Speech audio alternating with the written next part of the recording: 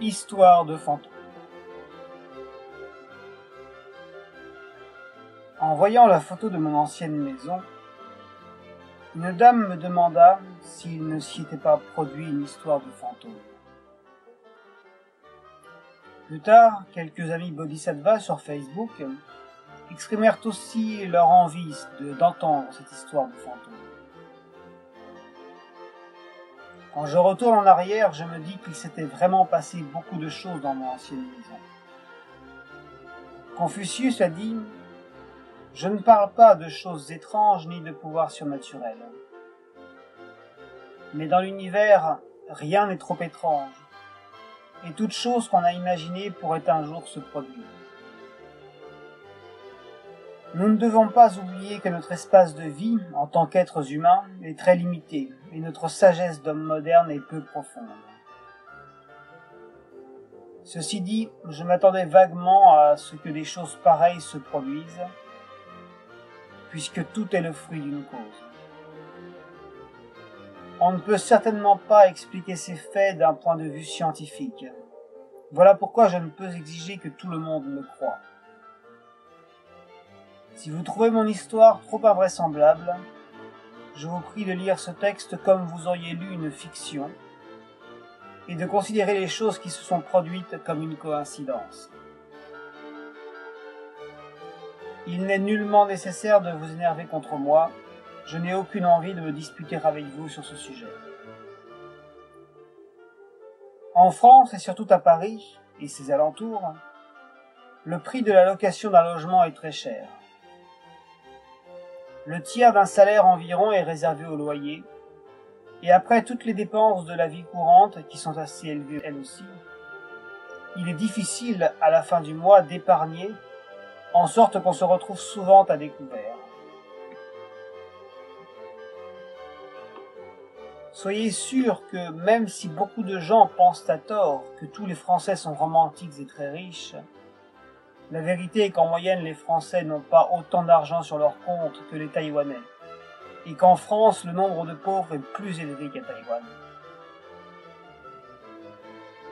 J'ai déjà rencontré un certain nombre de filles taïwanaises de chez nous qui, avant le mariage, se faisaient promettre monts et merveilles par des Français romantiques, mais pauvres, pour se retrouver finalement après le mariage obligés d'effectuer des tâches parfois ingrates pour subvenir aux besoins de leur famille.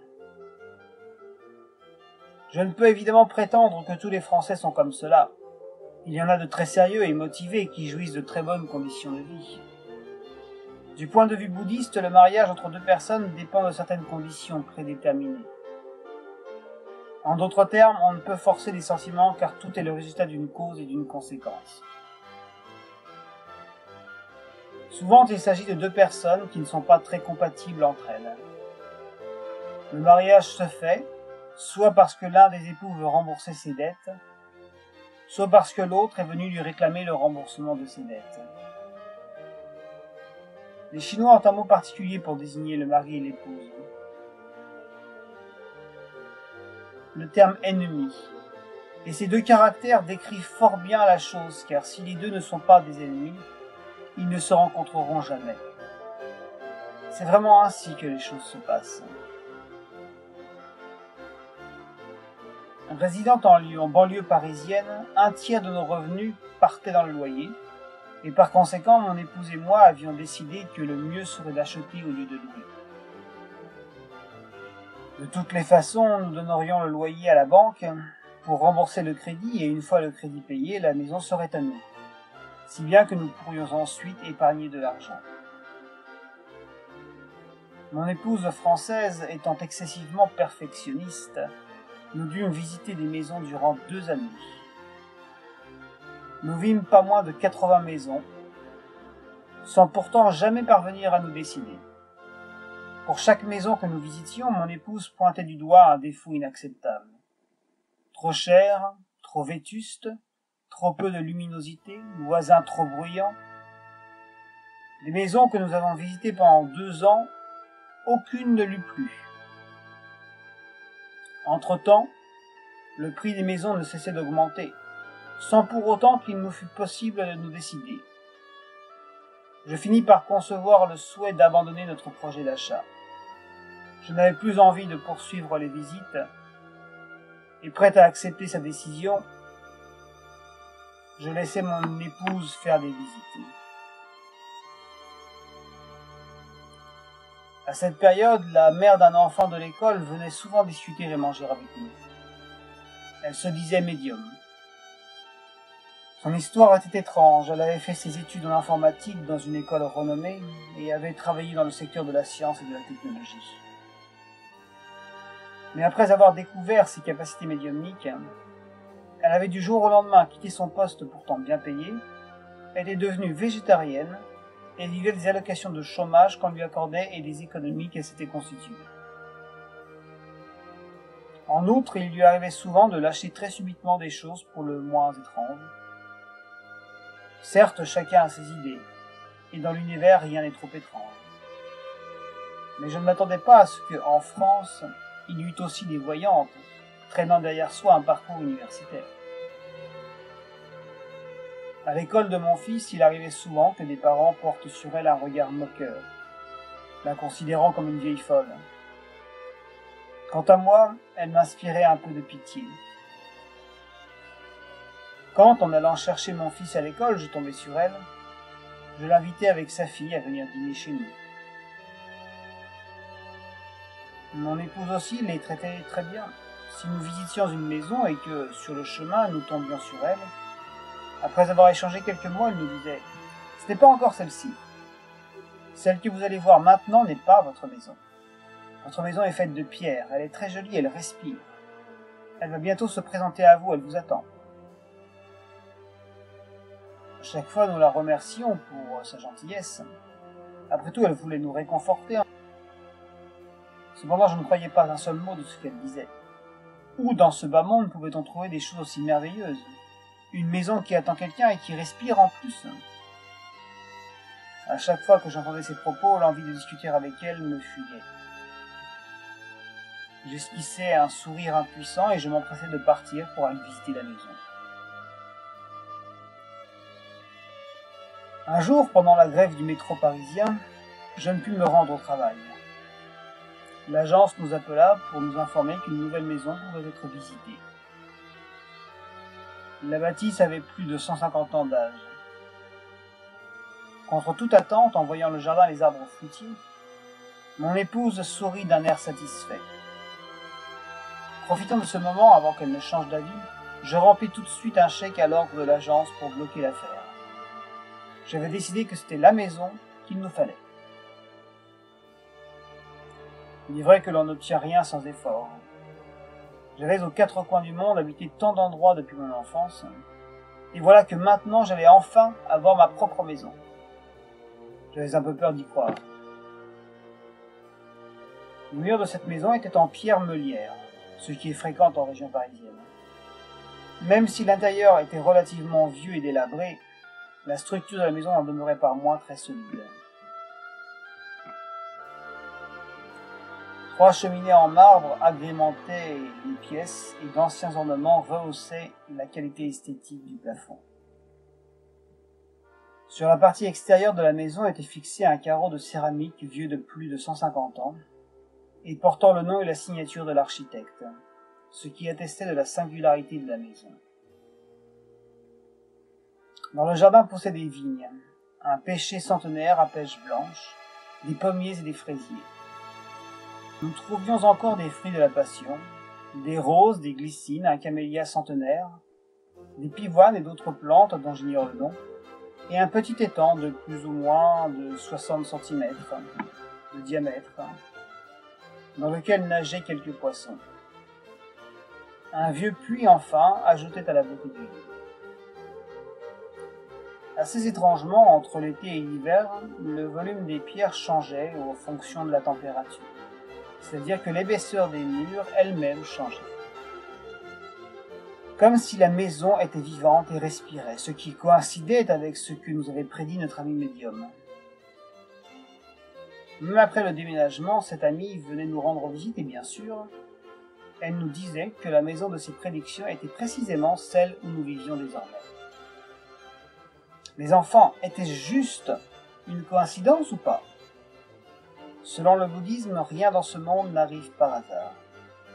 Une cause est attribuable à toute chose, qui produit toujours un effet.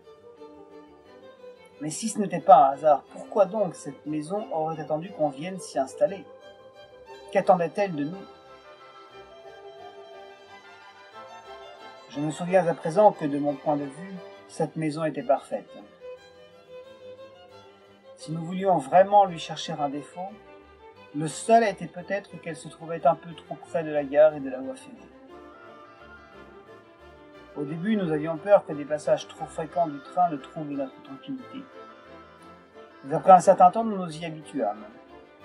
Tout au contraire, la proximité de la gare se révéla finalement très commode. Une chose n'est jamais absolument bonne ou mauvaise, et notre humeur dépend de la manière dont on considère notre affaire. Le Tathagata Garbha ne se préoccupe pas de savoir dans quelle disposition nous nous trouvons, mais si quelque chose doit apparaître, il le fait apparaître. Nous déménageâmes les derniers jours de l'hiver. Le printemps approchait et le camélia devant la grande porte de la maison se couvrit de fleurs magnifiques. Il parut ainsi dans sa parure de pétales vouloir nous souhaiter la bienvenue.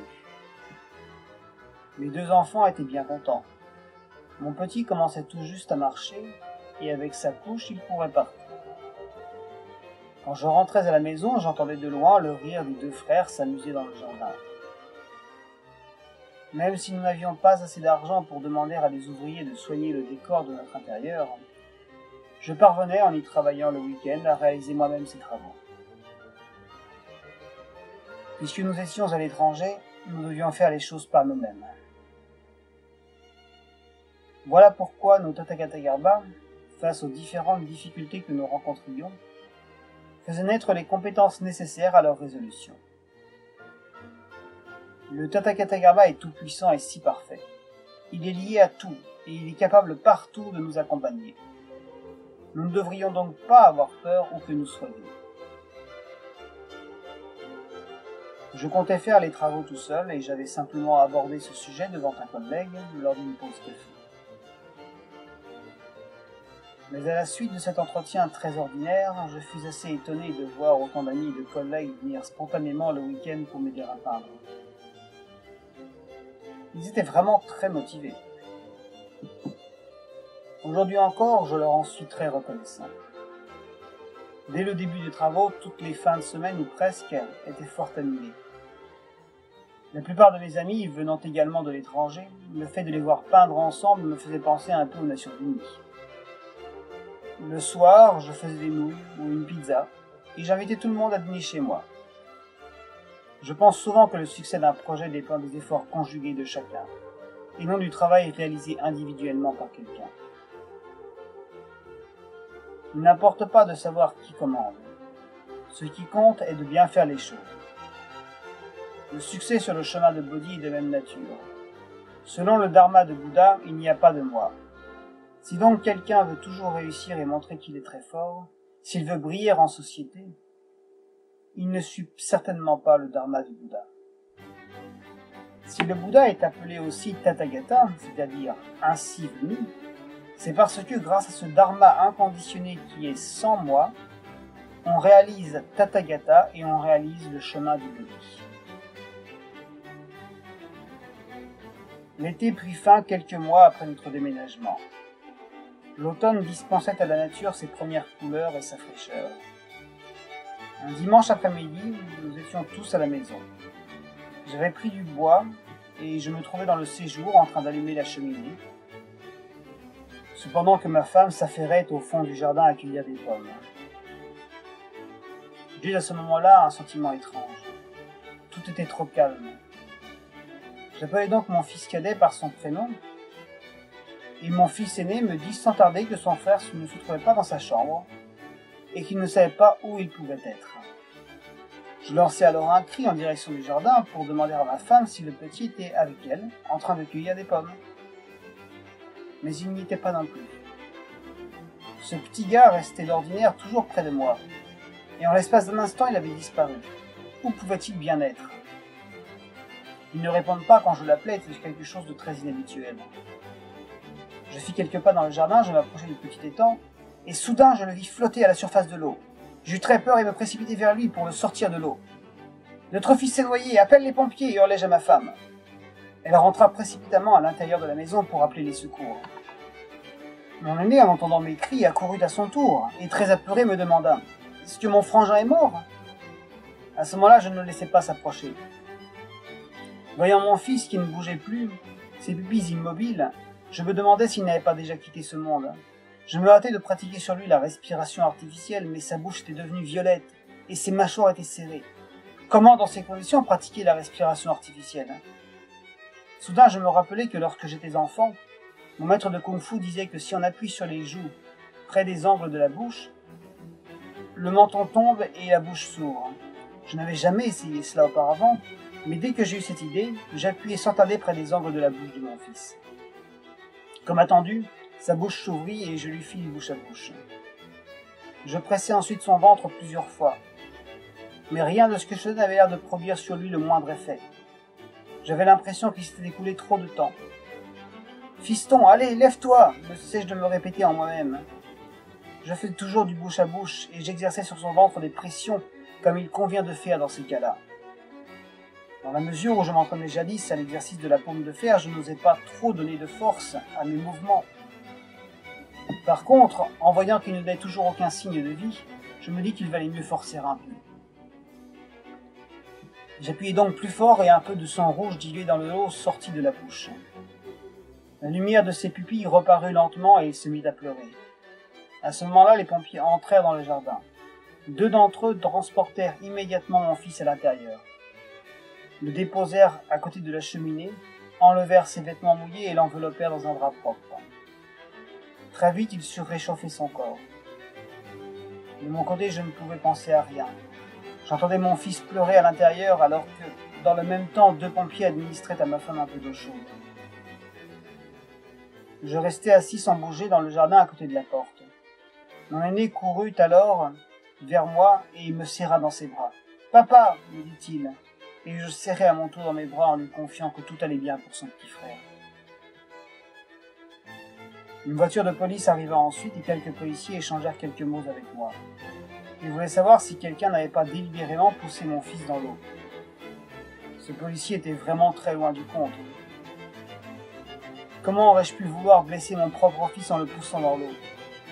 Quelque peu énervé par leur sous-entendu, je m'expliquai avec les policiers et à la fin ils reconnurent mon innocence. Ils prirent même une tasse de café de leur voiture et me l'offrirent. Pendant ce temps, une policière et une pompière se trouvaient à l'intérieur de la maison en train de consoler ma femme qui était en pleurs. L'un des pompiers insista pour conduire mon fils à l'hôpital afin qu'il fasse des examens médicaux. Nous partîmes avec lui. Au moment de quitter l'hôpital, l'un des pompiers versa quelques larmes. Il était très ému pendant que, regardant notre fils, il nous disait au revoir. À l'hôpital, mon fils ne pleura pas, et il nous parla à la fois en français et en chinois.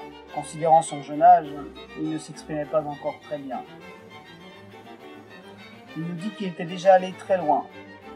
Il ajouta l'expression « papa pong pong » et il nous montra son ventre. Il prononça encore les mots « fait mal » et dit qu'ensuite il était rentré. Il resta quelques jours en observation et, en sortant de l'hôpital, nous tombâmes nez à nez avec le pompier qui s'était ému. Il était cette fois en train de transporter une personne âgée aux urgences. La dernière fois, il nous avait dit au revoir. Effectivement, nous nous étions revus. Il était très content de retrouver mon cadet quitter l'hôpital. Et du coup, il le taquina en disant « La prochaine fois, tu comptes encore aller pêcher dans le petit étang? Tu aimes donc manger du poisson ?» Ce pompier était vraiment très drôle. Et en quittant l'hôpital, je lui expliquai qu'à la maison, nous étions tous végétariens. De retour chez nous, une voisine âgée nous dit que dans notre jardin, il existait un deuxième puits, et que l'enfant du propriétaire de l'époque s'y était noyé. J'entendis ensuite qu'un chien y avait également perdu la vie. Depuis ces accidents, ce puits avait été scellé, et son emplacement était plus ou moins devant notre poirier. Est-ce une coïncidence, vraiment? Mon cadet était sain et sauf. Était-ce à dire qu'il n'y avait plus de soucis? En fait, l'histoire ne faisait que commencer. Mon cadet se mit souvent à parler tout seul, sans que l'on sache qui était son interlocuteur. Il lui arrivait aussi de nous dire qu'une personne l'incommodait, et il essayait de nous la montrer du doigt, sans que nous voyions rien d'autre que le mur. Il montrait un autre endroit où, d'après lui, la personne en question s'était déjà déplacée. Quand je disais à mon fils que là-bas il n'y avait personne, très irrité, il me montrait le mur de toutes ses forces, en me disant « Mais papa, il est là-bas! Pourquoi ne le vois-tu pas ?» Le soir, il était très difficile de le mettre en lit. Il ne voulait pas rester seul, si bien qu'il dormait avec son grand frère. Parfois, tous les deux se réveillaient en même temps à cause du cauchemar. Plus tard, je me souviens qu'il prit un nounours et qu'il prononça en espagnol « Le fantôme se trouve là, mais c'est mon ami !» Il ne voulait plus ensuite se séparer de ce nounours, et le gardait toujours avec lui, y compris quand nous sortions de la maison pour rendre visite à des amis. Durant les quelques mois qui avaient suivi, nous étions sans cesse dérangés. Quand le fantôme ne venait pas l'embêter, c'était notre fils qui voulait jouer avec lui. À cette époque, mon enfant se coupa les doigts dans une porte de la crèche, et il fut, une fois encore, hospitalisé quelques jours. Son ours, bien entendu, l'y accompagna. De leur côté, tous les employés de la crèche, qui se sentaient mal à l'aise vis-à-vis de nous, n'arrêtaient pas de se confondre en excuses. Mais le problème était ailleurs. Seul notre fils voyait certaines choses et nous étions incapables de dire si elles étaient vraies ou non. Nous n'avions pas revu la dame médium depuis que son enfant avait changé d'école. Nous ne savions pas du tout où elle était partie, et nous n'avions donc aucun moyen de la contacter pour lui demander conseil. Quand mon fils entra à l'école maternelle, mon épouse discuta avec l'un des instituteurs qui avait eu lui aussi une expérience liée à des événements surnaturels. Il avait résolu son problème avec l'aide d'un médium qu'il avait trouvé très efficace, et dont il nous transmit l'adresse et le numéro de téléphone. Mon épouse appela donc ce médium. Il lui demanda une photo de la maison en promettant de nous répondre ensuite par lettre. Quelques jours plus tard, nous reçûmes effectivement une lettre de sa part. Il y avait écrit que dans notre maison vivaient 7 fantômes. L'un d'eux y avait toujours vécu, et 6 esprits orphelins venaient lui rendre visite. Le médium écrivait ensuite qu'il avait déjà prié pour que les fantômes s'en aillent, et il nous demandait de faire un don à un orphelinat, car lui-même n'acceptait pas d'argent. Nous ne savions pas si nous pouvions nous fier au dire de ce monsieur. Nous nous donnâmes néanmoins de l'argent à cet orphelinat, puisqu'il s'agissait d'une œuvre caritative. C'est pour cette raison que nous effectuâmes cette donation. Nous pensions que tout allait s'arrêter ici, mais quelques jours plus tard, mon fils reprit ses plaintes au sujet d'une présence qui nous était invisible. Mais il rajouta que le petit nounours était son ami et qu'il n'avait jamais quitté la maison. Nous ne savions vraiment pas comment résoudre le problème de notre fils et nous étions très inquiets. Aujourd'hui, en me rappelant de tout cela, j'ai honte. Je ne comprenais pas bien les choses. À cette époque, en lisant les livres de Maître Nan, je croyais à tort que j'avais une très bonne connaissance du bouddhisme. Je pensais savoir beaucoup de choses sur les principes bouddhistes, mais face à un problème réel, je n'avais aucune idée de la manière dont je pouvais le résoudre. Je demandais à gauche et à droite des conseils concernant les esprits. Je cherchais des médiums pour m'aider. Je manquais moi-même de concentration et je trouvais que c'était une chose assez honteuse pour un bouddhiste de devoir recourir à des médiums. Il est vrai qu'à l'époque, je n'avais pas une compréhension authentique du bouddhisme. Je consultais les ouvrages du maître Nan et j'utilisais de nombreux mantras tibétains, en particulier le mantra Om Mani Padme Hum. Son efficacité cependant laissait à désirer. Mon fils continuait de voir les mauvais esprits et la situation était loin de s'améliorer. Il me semblait qu'un nombre croissant de ces visiteurs venaient nous voir. Je ne cacherai pas que mon orgueil en était violemment blessé. Alors que je croyais savoir, je n'étais en vérité qu'un sombre ignorant, homme dépourvu de la véritable connaissance. J'ai dû ainsi me résoudre à faire appel à des médiums français. Mais hélas, j'avais la désagréable impression qu'à mesure que je cherchais de l'aide, la situation se dégradait.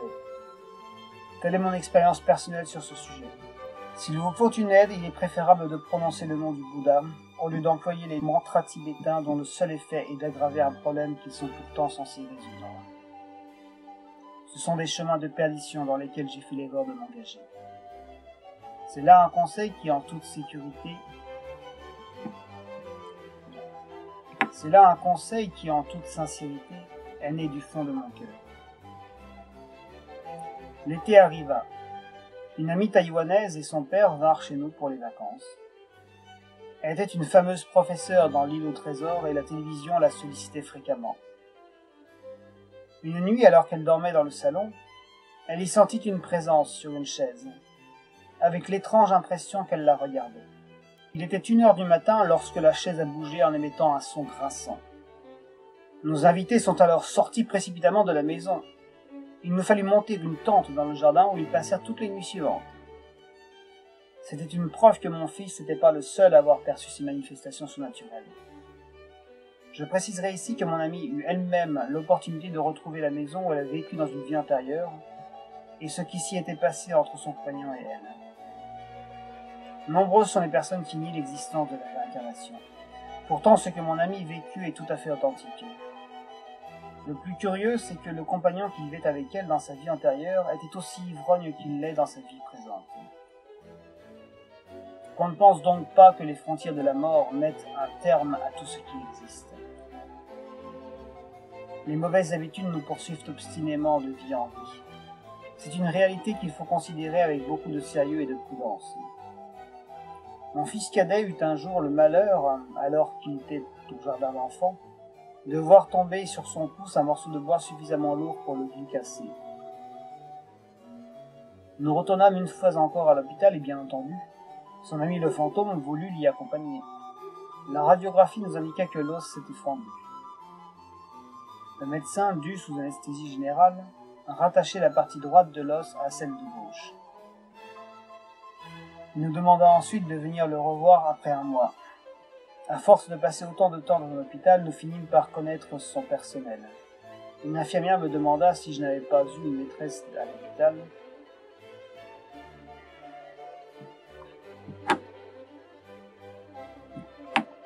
Une infirmière me demanda même si je n'avais pas une maîtresse à l'hôpital et que mon fils n'était pas un prétexte pour l'avoir. Je lui répondais chaque fois par un sourire qui indiquait que je préférais éviter cet endroit. À la fin du mois d'octobre, le médecin avait retiré les fils. Quelques appels téléphoniques suffirent à me convaincre que la grand-mère de mes enfants avait envie de voir ses petits-fils. Ils étaient pour elle ses plus beaux trésors, si bien que nous décidâmes de partir à Taïwan durant une vingtaine de jours. Lorsque nous fûmes sur l'île au trésor, mon fils me confia qu'il était toujours ennuyé par des esprits, bien que ce ne soient pas toujours les mêmes. Je contai cette histoire à ma mère. Elle le serra bien fort dans ses bras et entreprit de le conduire auprès d'un prêtre taoïste. Ma femme et moi sommes des ingénieurs, mais ce qui arrivait à notre enfant ne s'expliquait pas avec des équations mathématiques. Pourtant, je trouvais étrange que mon fils se rende chez un prêtre taoïste. J'avais en effet pour ce genre de personnage bien peu d'estime. Je n'y voyais que des imposteurs dont l'activité consistait uniquement à voler les gens. Ma femme elle-même s'opposa fermement à la décision de ma mère, qui de son côté était tout aussi résolue à aller au bout de son projet. Je donnai finalement mon accord et dans le seul but de tranquilliser ma mère, je sortis un peu d'argent. Elle trouva à Kaohsiung un prêtre dont la notoriété n'était plus à faire. Lorsque nous fûmes arrivés chez lui, nous fûmes amers en voyant qu'une longue file de personnes nous précédait et qu'il nous fallait attendre un bon moment avant d'être reçus. Dans la queue, nous vîmes le prêtre déposer du riz dans une tasse, qu'il enfama dans un tissu rouge. Il cita ensuite quelques mantras dont nous ne comprîmes rien. Puis il dénoua le tissu et consulta le riz et adressa quelques mots à la personne qu'il devait soigner. 5 minutes en moyenne lui étaient nécessaires pour soigner ses patients. Vêtu d'un t-shirt blanc sur lequel était indiqué « Just Do It », il portait à sa ceinture son téléphone portable, un jean et des baskets. Il nous était difficile d'imaginer, en voyant tout cet accoutrement, qu'il s'agissait bien d'un prêtre taoïste. Qui plus est, le tarif unique de 5 € était très bon marché. Lorsque ce fut notre tour, il demanda à mon fils cadet de s'asseoir sur une chaise. À peine mon enfant fut-il assis qu'il hurla « Fantasma, fantasma !» Après que le prêtre eut accompli son rituel, il me dit quelques mots qui me laissèrent bouche bée. « C'est la seconde fois que le pouce est cassé, n'est-ce pas ?» me confia-t-il sur le ton sympathique d'un dialecte taïwanais. « Ton fils avait envie de jouer dans l'eau, mais il a glissé, s'est heurté la tête contre une pierre et a manqué de se noyer, n'est-ce pas? Ton fils est poursuivi par quelque chose qui n'est pas clair et je veux le faire partir. » Il a fixé sur la tête de mon fils le tissu rouge qu'il allait plutôt empoigner. Il a cité un mantra incompréhensible pour moi, puis a jeté du riz sur mon petit en disant « Va-t'en » en taïwanais. Puis brutalement, il prononça cette phrase laconique. « Au suivant !» Il ne m'a pas laissé le temps de lui poser quelques questions. Ce fut vraiment « just do it ». Ma femme, qui ne connaissait pas le taïwanais, voulut savoir ce que le prêtre avait dit. J'étais moi-même si surpris par cette expérience que j'avais du mal à parler. « C'est sidérant. Allons, rentrons à la maison, me contentai-je de lui répondre. Quand nous fûmes rentrés, mon fils m'avoua que le fantôme qui l'embêtait avait disparu, et qu'il ne désirait plus l'ours en peluche dans lequel il s'était réfugié l'esprit. Ainsi fut-il séparé de son ami le fantôme. Ma femme me demanda ensuite toutes sortes d'explications sur ce phénomène, et en particulier elle s'interrogea sur la manière dont le prêtre avait pu savoir tout ce qui s'était passé chez mon enfant. Mais je n'avais aucune réponse à lui soumettre. Quelques jours après, elle demanda à sa belle-mère de la ramener auprès du prêtre, afin de s'y faire soigner. Elle voulut également que mes enfants et moi-même soyons soignés à notre tour. Mon fils aîné ne voulait pas recevoir les soins de cet homme, en dépit des nombreux cauchemars qu'il faisait. Il avait peur en effet que le prêtre le réprimande, dans le cas où il lui mentirait. Nous lui garantîmes qu'il n'en saurait rien. Mais cela ne suffit pas à le rassurer. Au jour de la visite, nous étions précédés par un garçon armé de béquilles. Sa jambe était plâtrée et son bras enveloppé dans un bandage. Lorsque le jeune homme fut assis, le prêtre le frappa violemment en lui. « Il y avait un feu rouge. Pourquoi l'as-tu brûlé avec ta mobilette? C'est bien fait pour toi. Je te soigne aujourd'hui, mais ne compte pas sur moi pour te guérir une seconde fois, si tu recommences à faire ce genre d'ineptie. » Bien évidemment, mon fils, en voyant cette scène, fut saisi de peur. Il s'enfuit à toutes jambes. Il me fallut l'attraper par les bras et ma mère lui promettre des glaces et une grande boîte de Lego. Cet argument le convainquit de consulter le prêtre. « Tu fais souvent des cauchemars, n'est-ce pas ?» interrogea l'homme. « Tu lis des Harry Potter avant d'aller te coucher, n'est-ce pas ?» Après avoir fait son rituel, il nous laissa partir en nous disant que la source de ses cauchemars venait simplement de ses lectures. Ces 3 semaines sont ainsi passées très rapidement. De retour en France, mon fils cadet visita chaque pièce de la maison, et avec sa petite voix d'enfant, il répétait chaque fois « Mais où ils sont les gens? Ils ont tous disparu !» Mon fils aîné, de son côté, me supplia d'aller dans la cave. Il y installa une chaise, il dessina sur les murs des symboles qui pouvaient imiter ceux qu'il avait vus dans l'antre du prêtre taoïste. Il se saisit d'une tasse qu'il remplit de riz, se procura un tissu rouge et m'invita à m'asseoir confortablement sur sa chaise. Il procéda au rituel que le prêtre avait exercé sur lui quelques jours plus tôt, prononçant des paroles qui, au niveau au moins de l'intonation, ressemblaient à celles qu'avait employées le prêtre. Il observa le contenu de la tasse et s'exclama triomphant. « Regarde, papa, ça marche !» La disposition des grains de riz donnait l'illusion d'un visage riant, ce que j'étais précisément en train de faire.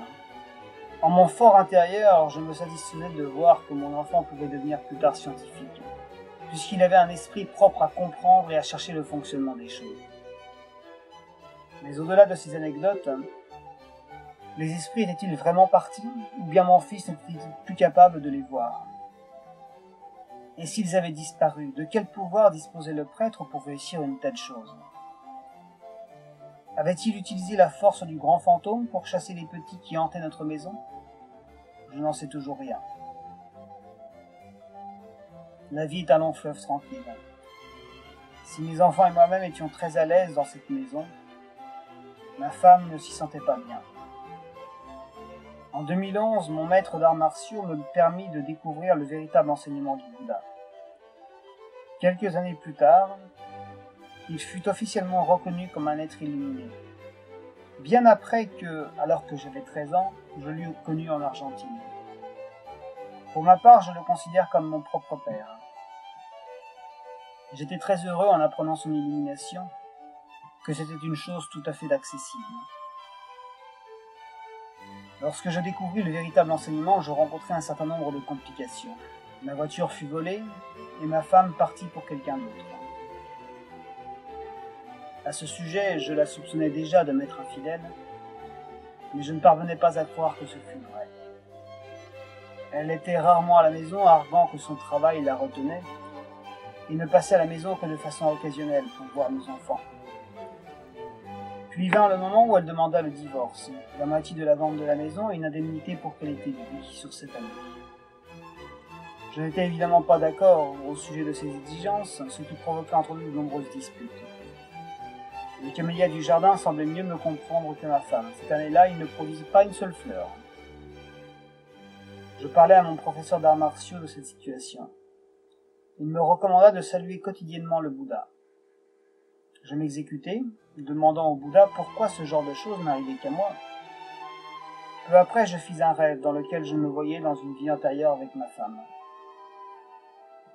Réveillé en pleurs, je sortis du lit et m'en vins saluer le Bouddha, le visage encore ruisselant de larmes. J'avais reconnu à tort. J'avais une dette envers elle, en sorte que j'étais disposé à accepter toutes les conditions que pouvait m'imposer mon épouse, sans chercher la moindre négociation. La mort ne nous permet pas d'emporter avec nous notre argent. Il est donc bien inutile de nous y attacher. Le Sutra du cœur évoque l'idée que nous avons en nous un vrai cœur. Ce cœur jamais n'augmente et jamais ne diminue. Et il n'a ni commencement ni fin. Je voulus donc donner à ma femme ce que je pouvais, dans la mesure où mon vrai moi de toute façon demeurait inchangé. Mon seul espoir est qu'elle puisse un jour accepter l'enseignement du Bouddha et qu'elle le pratique jusqu'à accéder à la sagesse de l'illumination. Pour vendre la maison, nous fîmes de la publicité et nous passâmes par plusieurs agences. De nombreuses personnes étaient séduites, cependant nous reçûmes peu de propositions.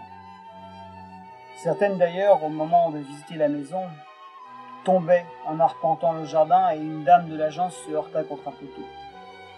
C'était si comique que nous aurions pu filmer ces scènes cocasses et les envoyer à des émissions dédiées à ce genre de plaisanterie. Il me fallait parfois me retenir de rire pour ne pas les vexer. Au reste, je saluais le Bouddha chaque jour en espérant que la maison trouve rapidement preneur. Un matin, alors que l'aube n'avait pas encore chassé les ténèbres de la nuit, je me suis levé et posé dans le salon.